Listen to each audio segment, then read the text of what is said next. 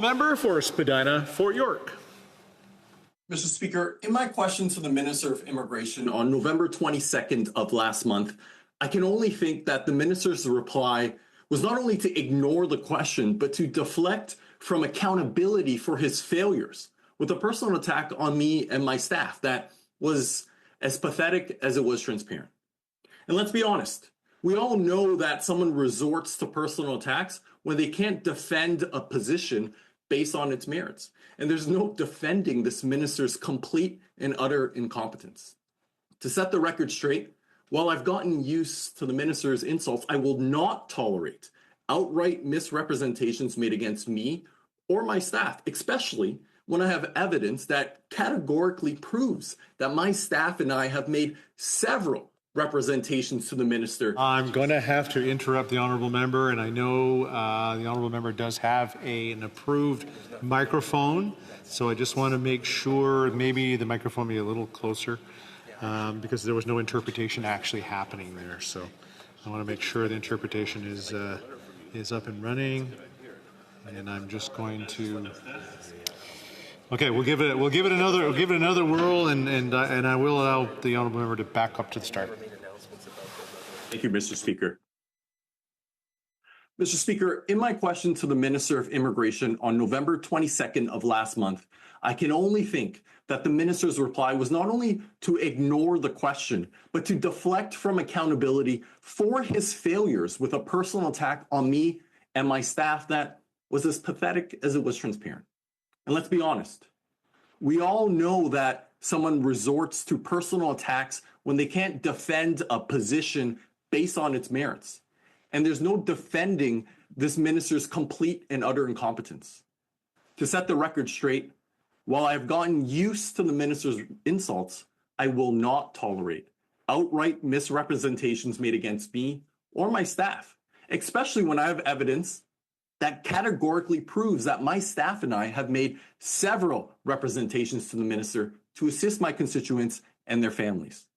For the minister to state that I have, quote, never brought a single case to me, end quote, is an outright mistruth. And if the minister had any credibility, he would do the honorable thing and withdraw his offending and inaccurate comments. And perhaps he should check with his own departmental staff to see the cases that we had brought to the minister. And I also want to correct the minister as to why I'm no longer sitting in my former seat. It had nothing to do with me not wishing to sit near the Green Party leader. I had done so for nearly 2 years.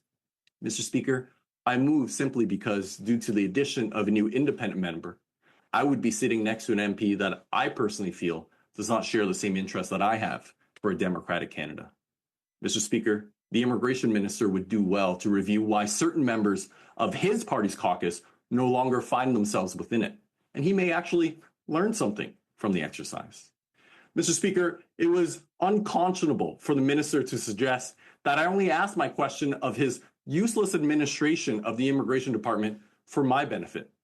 It was out of utter frustration for individuals trying to make Canada their home, but are suffering from the inability to receive any answers and delays as to why they are waiting years to have their cases actioned.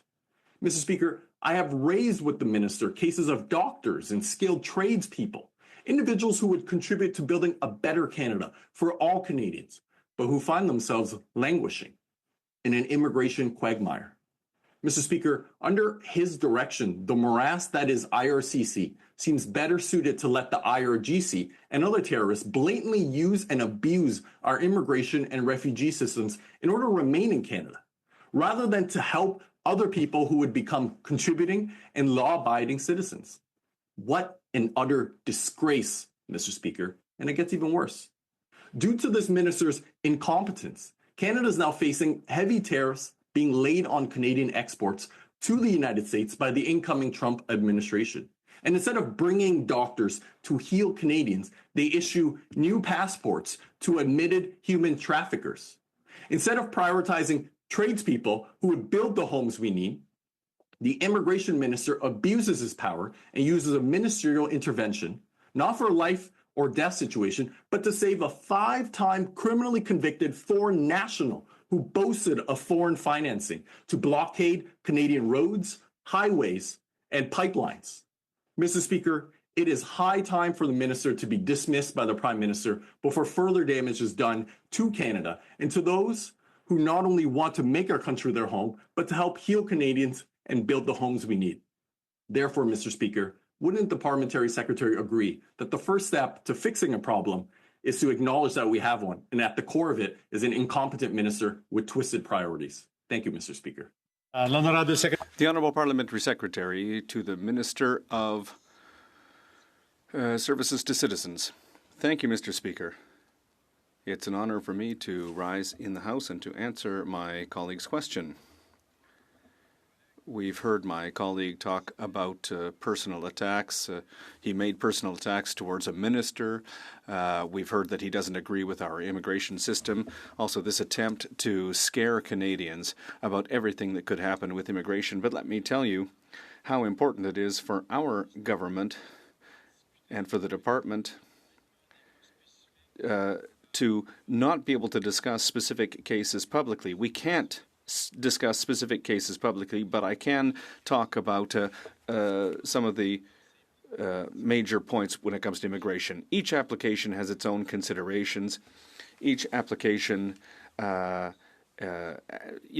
has a number of variables in terms of the program they apply to and the number of cases available in that program. The time it takes to get into the system would be slowed down if information is missing in the application or if the applicant isn't quick to reply to questions. Mr. Speaker, in my writing, my colleague talked about doctors. He also talked about specialists who are, part of our society. In my writing, in La Petite Nation,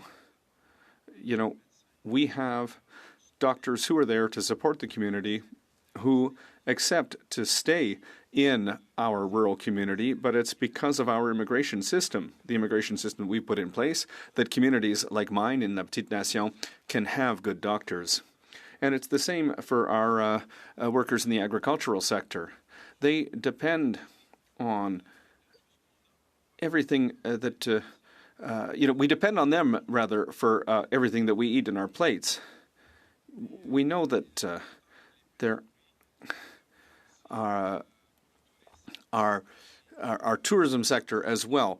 There are workers, for example, at the Chateau Montebello in La Petite Nation who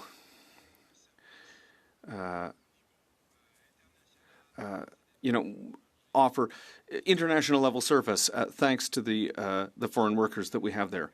We also know that there's strong demand to immigrate to Canada, and a huge number of demands of requests for immigration are presented every year. People who want to benefit from our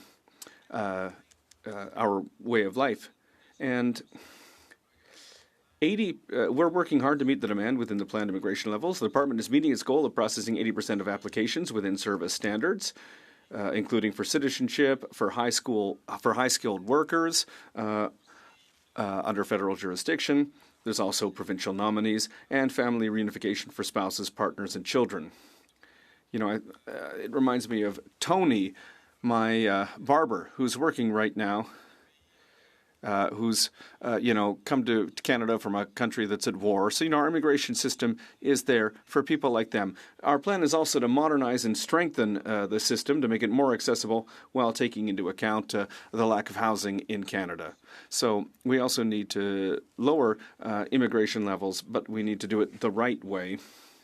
We're also applying merit in a number of programs to reduce bureaucracy and will improve service to clients and to Canadians, just as we're aligning immigration levels targets for 2025 to 2027. But I have one message for my colleague. You have to stop scaring Canadians, Mr. Speaker. The Honourable Member for Spadina Fort York. Mr. Speaker, the Parliamentary Secretary accused me of trying to scare Canadians. Let me tell you what is scary. An ISIS terrorist who is on video ripping apart the body of his victim receiving Canadian citizenship. What is scary is an admitted human trafficker being issued a new frickin' passport. What is scary is a foreign national criminally convicted 5 times being saved from deportation, ordered by the Immigration Department and upheld by the court. What is scary, Mr. Speaker, is that Parliamentary Secretary not only doesn't seem to find any of this concerning, he actively defends it. So my question to the parliamentary secretary is simple. If he was Minister of Immigration, would he be doing exactly what his minister is doing now? Nothing. Or would he actually be taking real action to protect Canadians, secure our border, and protect our livelihoods so we are not taxed to oblivion by the incoming Trump administration? Thank you, Mr. Speaker. The Honourable Parliamentary Secretary. Mr. Speaker, I absolutely trust our immigration minister. I have full confidence in him. He is working with our national security agencies. He's working with the Prime Minister's office, with the best experts that we have in Canada. The immigration minister is supported by several departments so that he can provide the best security possible for Canadians. We've strengthened our borders. We've invested in technology. We've also invested in border services agents. Why? So that we can do better. Starting from the identification of new immigrants who are coming into Canada, there's a whole range of services that we need to go through to make sure that our new immigrants are safe in Canada and that Canadians are safe to receive immigrants.